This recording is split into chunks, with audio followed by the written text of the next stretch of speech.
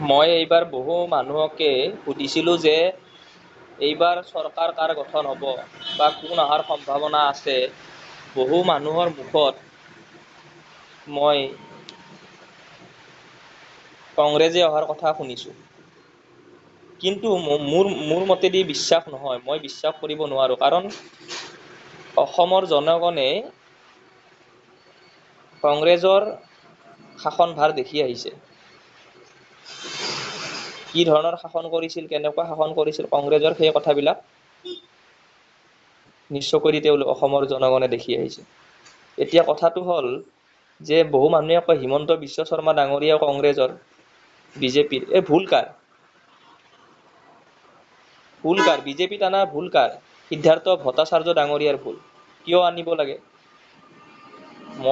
মই আজি আপোনালোক কথা এটা কওঁ, যদি হিমন্ত বিশ্ব শৰ্মা ডাঙৰীয়া যদি বিজেপিত নাহিলে হয়, তথাপিতো বিজেপি আজিলৈকে জয় হ'ল হয়। কাৰণ সেই সময়ত হিমন্ত বিশ্ব শৰ্মা ডাঙৰীয়াৰ জোৱাৰ নাছিল, ঢৌ নাছিল, কেৱল মোদীৰ ঢৌ আছিল, মোদীৰ ঢৌ। এই কথাবিলাক অসমৰ জনসাধাৰণে বহুতে গমেই নাপায়। মই এটা কথা আপোনালোকক কওঁ,